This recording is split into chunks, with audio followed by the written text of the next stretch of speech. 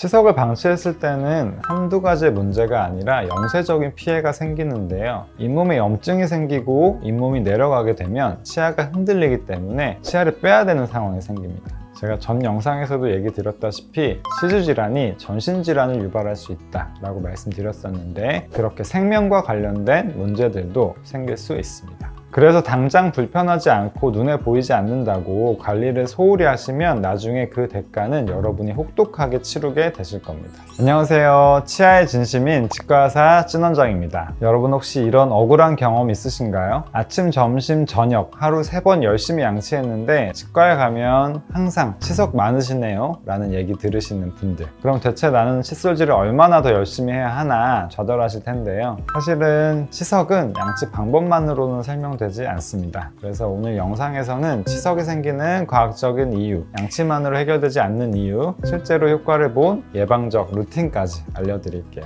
오늘 영상 끝까지 보시면 이제 더는 그런 억울한 이야기 안 들으실 수 있습니다. 먼저 치석이 뭔지 간단하게 설명을 드리자면 식사 후에 남은 미세 음식물들 있죠. 이게 침 속에 있는 세균과 만나면 끈적끈적한 막을 만드는데 이것을 플라그라고 부릅니다. 이런 플라그가 제대로 제거가 되지 않고 24시간 정도 지나면 침 속에 있는 칼슘, 인 같은 무기질이 플라그에 들러붙어서 시멘트처럼 딱딱하게 굳어버립니다. 이렇게 치아 표면에 들러붙어서 돌처럼 단단해진 것을 치석이라고 하는 거죠. 특히 이 아래쪽 앞니와 큰 어금니 바깥쪽은 침샘 입구와 가깝기 때문에 치석이 훨씬 더 빨리 쌓입니다. 그래서 구강 관리에서 중요한 것은 이렇게 플라그가 치석으로 변해서 딱딱하게 굳기 전에 플라그 제거를 잘해주는 것이 관건이라고 보시면 됩니다. 일반 칫솔로는 잘 닿지 않는 사각지대가 있어요. 이런 부분들을 조금 주의해서 잘 닦아주셔야 되는데 제가 몇 가지 꿀팁들을 말씀드리겠습니다.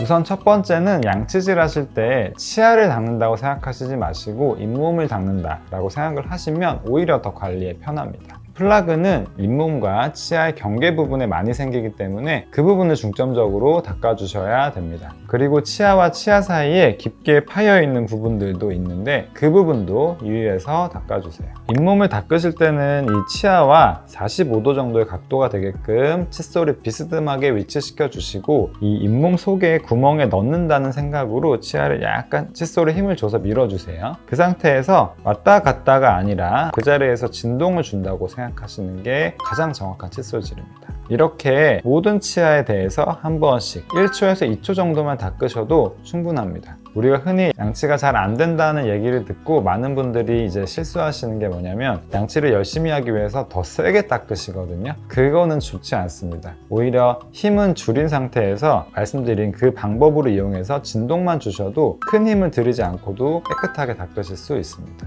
예전에 그 차인표에 분노의 양치질 있잖아요. 그 원장님 어떻게 좀 보시나요? 그때 저는 치과 의사가 아니었기 때문에 잘 몰랐지만 지금 와서 생각하면 그 장면이 아마 우리나라 국민들의 치아 건강을 해친 첫 번째 장면이 아니었을까라고 생각할 정도로 그렇게 세게 닦게 되면은 치아 마모가 일어나기 쉽기 때문에 장기적으로는 굉장히 좋지 않습니다. 그리고 두 번째는 흔히 7번, 8번 어금니, 사랑니 쪽까지 닦아주셔야 된다는 점인데요. 맨 뒤에 있는 어금니다 보니까 끝까지 칫솔이 닿지 않거나 대충 닦는 경우가 생기기 쉽습니다. 여기를 잘 닦기 위해서는 일반 칫솔로도 충분히 닦을 수가 있는데요. 이 경우에도 각도가 중요합니다. 말씀드리는 부분은 이 맨 뒷치아의 뒷면이거든요. 옆면이나 윗면은 잘 보이기 때문에 닦기가 쉬운데 맨 뒤에 있는 치아의 뒷면 같은 경우에는 칫솔질을 하기 어려워하시는 경우가 많아요. 이럴 때는 어떻게 하시냐면 이 칫솔을 수직으로 들어간 다음에 끝에 닿았을 때 살짝 안쪽으로 넣어주시는 겁니다.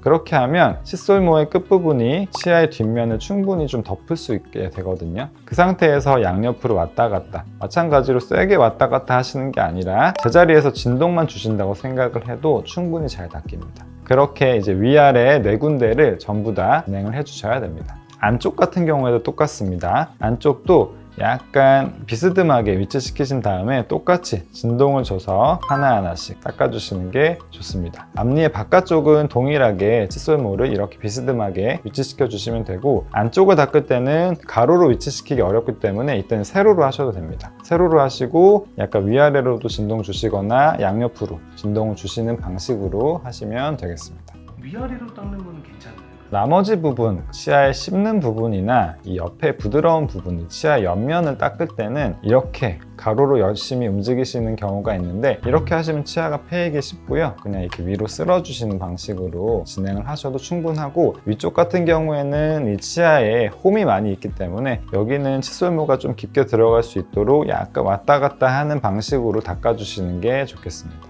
그리고 흔히 우리가 놓치는 부분 중에 의외로 잘 안 되는 부분이 앞니 쪽인데요. 앞니는 잘 보인다고 생각하기 때문에 잘 안 되는 경우가 굉장히 좀 흔합니다. 그래서 내가 양치질 다 했다고 생각하신 다음에는 바로 끝내지 마시고 앞니 쪽만 한 번 더 하시는데, 앞니는 마찬가지로 이렇게 위아래로 왔다 갔다 하면서 전체적으로 닦는 분 계시는데 치아 면을 닦는 건 효과적이기 때문에 굳이 저는 뭐 바꾸실 필요는 없다고 생각을 합니다. 중요한 거는 잇몸 부위를 잘 닦는 거기 때문에, 그렇게 닦는 거는 치아를 닦는 거고 잇몸이 안 닦일 수 있기 때문에 말씀드렸던 것처럼 이제 진동 주는 방식으로 닦는 것도 꼭 잊지 마시고 하셔야 됩니다.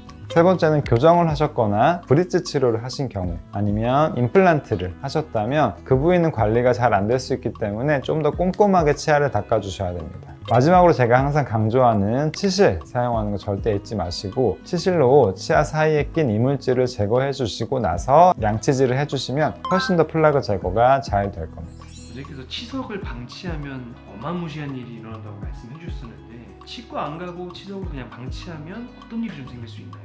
치석을 방치했을 때는 한두 가지의 문제가 아니라 영세적인 피해가 생기는데요. 잇몸에 염증이 생기고 잇몸이 내려가게 되면 치아가 흔들리기 때문에 치아를 빼야 되는 상황이 생깁니다. 발치하게 되면 틀니를 하거나 치아 전체를 임플란트 해야 되기 때문에 비용이 많이 나가겠죠. 그리고 잇몸이 자주 붓거나 양치할 때마다 피가 날 수 있어서 일상생활에 집중하기가 어렵고, 세균 덩어리인 치석을 입에 가득 달고 있으면 당연히 입냄새도 나고 이성과 스킨십 하기도 어렵겠죠. 제가 전 영상에서도 얘기 드렸다시피 시주질환이 전신질환을 유발할 수 있다라고 말씀드렸었는데, 그렇게 생명과 관련된 문제들도 생길 수 있습니다. 이 내용에 대해서 궁금하신 분들은 이전에 제가 찍은 영상을 참고하시기 바랍니다. 그래서 당장 불편하지 않고 눈에 보이지 않는다고 관리를 소홀히 하시면 나중에 그 대가는 여러분이 혹독하게 치르게 되실 겁니다. 보통 원장님이 보시기에 요즘 치간 칫솔이나 워터픽 아니면 셀프 치석 제거 같은 구강 관리 용품들도 많은데,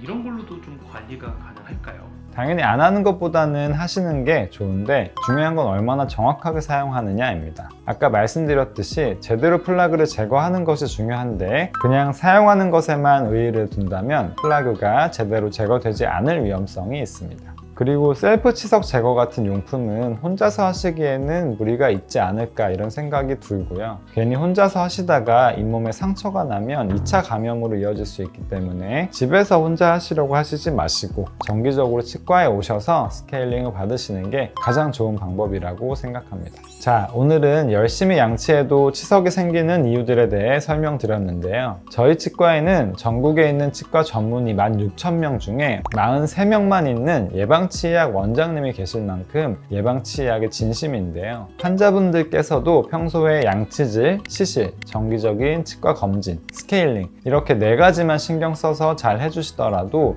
살면서 치과에 큰돈 나갈 일은 많이 없으실 거예요. 아무리 집에서 양치를 잘 하셔도 치석이 빨리 생기냐, 늦게 생기냐 이런 차이일 뿐 100% 집에서 깔끔하게 제거를 할 수 있는 분은 제가 한 번도 본 적이 없기 때문에 꼼꼼히 사각지대까지 양치를 잘 하시되 치과도 같이 와주시면 훨씬 여러분의 치아를 건강하게 오래 쓰실 수 있을 겁니다. 오늘 영상이 도움되셨다면 좋아요와 구독 눌러주시고, 추가로 궁금하신 점들은 댓글로 남겨주세요. 지금까지 치아의 진심인 치과의사 찐원장이었습니다. 감사합니다.